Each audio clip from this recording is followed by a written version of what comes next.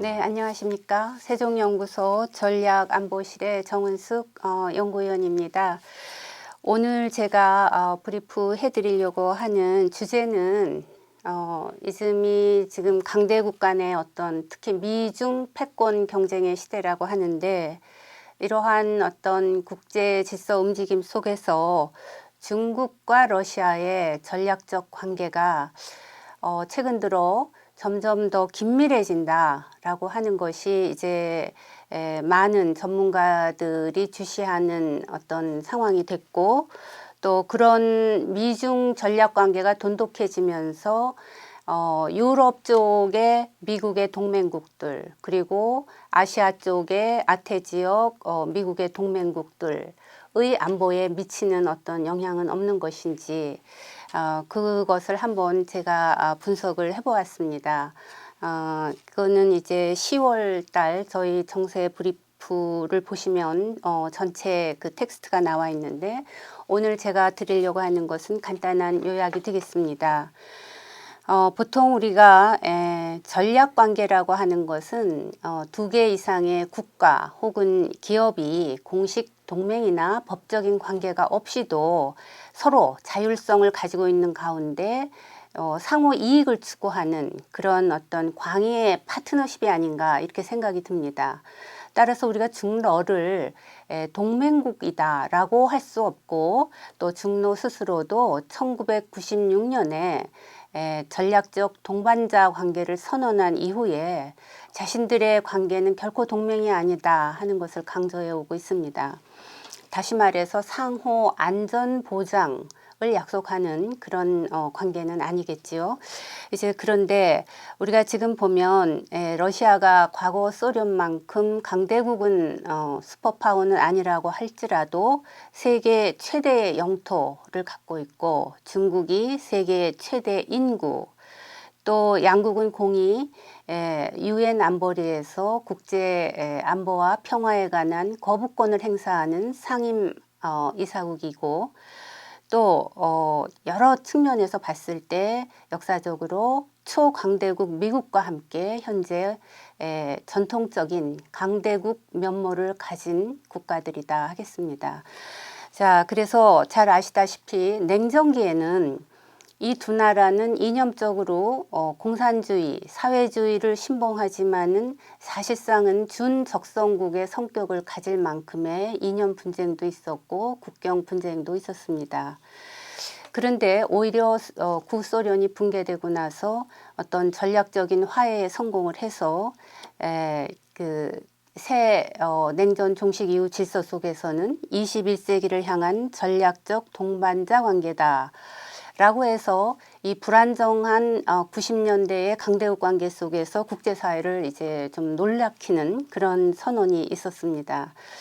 그런데 이것이 90년대에는 다소 불안정했지만은 당시에 러시아가 그 서방에 갖고 있었던 나토 동진이랄지 그 실망감, 또 중국도 남중국해 문제, 또 인권 문제 등등 해서 또 갖고 있는 서방에 대한 정치적인 지렛대의 필요성, 그 양자 간에 그러한 공감대가 있었고, 또 국경 안정화를 해야 하는 그런 실질적인 필요성이 있었고, 또 하나는 그 구소련의 방산업체의 무기들을 사들여야 하는 중국의 이해가 있었고, 또 러시아로서는 그로써 경화를 창출하는 그런 서로 간의 이해가 맞아서 90년대에 불안정하지만은 그래도 전략적 관계의 어떠한 내용이 되었다라고 말씀을 드리겠습니다.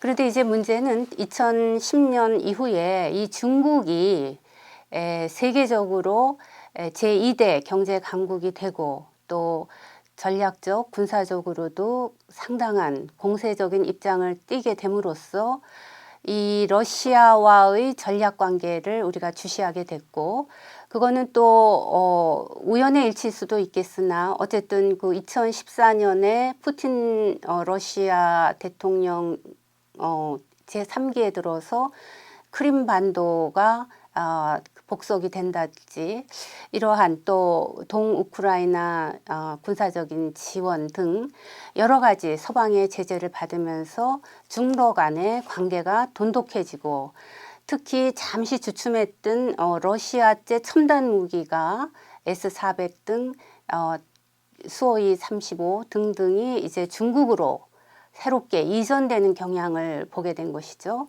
그리고 양국 간의 군사적인 훈련이 점점 지리적으로도 확장되고 내용도 또 양적으로도 빈번해지는 해상훈련, 또 육상훈련, 육해공 합동훈련 등이 진행되고 있는 것입니다. 그래서 유럽 쪽에서 보면은 발트해, 지중해의 중로 합동훈련이 있고 또 이 아태 쪽에서는 우리 그 동해 또 남중국해까지도 합동 군사훈련이 진행되고 있고 2019년이나 20년에는 또 동북아에서 중로 합동 정찰, 공중 정찰도 있었고 이러한 조짐들에 대한 이제 우려가 생기는 거죠. 그리고 중국의 군 현대화의 측면에서 봤을 때 대만 해협, 남중국해라는 측면에서 봤을 때 중국의 군 현대화를 사실상 또 러시아의 신형 무기가 또 이바지하는 부분이 있고 합동 훈련을 하고 이런 모든 것들이 미국의 그 아태 동맹국들에게 이게 어떠한 전환인가 이것이 의미가 뭔가를 생각하게 되고 반면에 또 유럽에 이제 나토가 이제 이 아태와 달리 30개국이 미국의 다자 동맹 체제이지 않겠습니까? 그 나토의 입장에서 봤을 때는 이제 러시아는 그 크림반도 점령 이후에 나토와의 관계가 사실상 뭐 굉장히 어려워진 상태인데 서방의 제재도 받고 있고요. 이런 상황인데 또 비정통 안보 위협, 다시 말하면은 뭐 화학 무기의 사용에 대한 의심을 받고 있는다든가 또 이 크림반도 경우도 정규군이 진군하는 것이 아니라 뭔가 잘 모르겠는 어떤 그 민병대 같은 조직들이 들어온다든가 하는 문제에 대한 이제 위협 또 사이버 안보 뭐 이러한 것들이 새로운 중러가 주는 어떤 위협이다 하는 인식들이 커지고 있다는 겁니다. 자, 그래서 저는 이 그 브리프에서 1990년대를 과거를 좀 조망해보고 또 그 한계도 짚어봤습니다. 그리고 지금 이렇게 중로가 긴밀해지고 있는 그 동인을 다시 한번 그 중러의 정치적인 또 어떤 군사적인 전략적인 실익 속에서 찾아봤고요. 그럼에도 불구하고 잠재적인 한계도 있을 수 있겠다 하는 것이고 또 유럽 쪽에서 또 아태 지역 쪽에서 분석을 하고 마지막으로 이제 제가 평가를 한 것은 분명히 이 중러 전략적 관계는 동맹은 아니다라는 것을 다시 한번 말씀드리겠고요.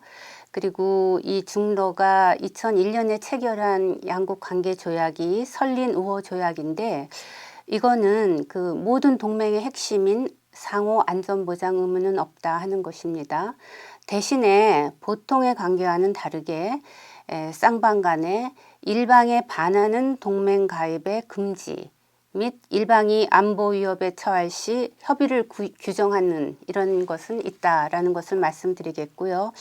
그래서 안정적이고 장기적인 관계는 추구해 나갈 것이다. 그리고 지금 상황에서는 중국, 러시아가 다 미국과 굉장히 지금 어떤 공세적인 적대적인 관계에 놓이다 보니까 중러의 긴밀화는 커질 수밖에 없는 상황이라고 하는 것이고 앞으로도 상당 기간 이것은 이렇게 유지되지 않겠나 하는 겁니다. 그러니까 세계 전략, 정치, 군사, 경제적인 이해가 지금은 굉장히 맞다 하는 것이죠. 그리고 지리적으로도 유럽과 아태지만은 상호 간에 지지하는 정치적인 지지 등이 있다라고 하는 것이고 안보 차원에서도 비록 군사적인 작전을 조율하는 동맹은 아니지만은 후방 역할을 할 수 있는 여지가 충분히 있고 또 군사적으로 이 동맹의 네트워크의 하나의 어떤 시험을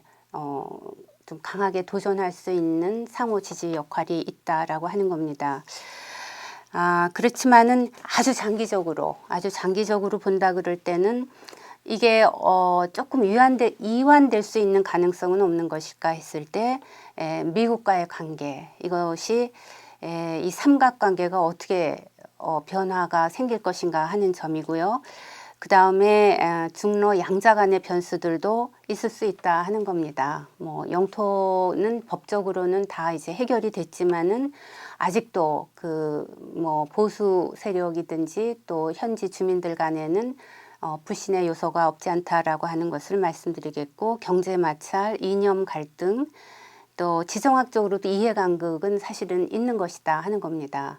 상호 지지하고 그 원조는 할 수 있지만은 같은 그 연합작전에 들어갈 수는 없다, 위기시에 하는 생각이 들고요. 또 중앙아시아에서도 어떤 지역 주도권 문제가 있지 않을까, 이런 것들을 한번 상정은 해볼 수 있습니다.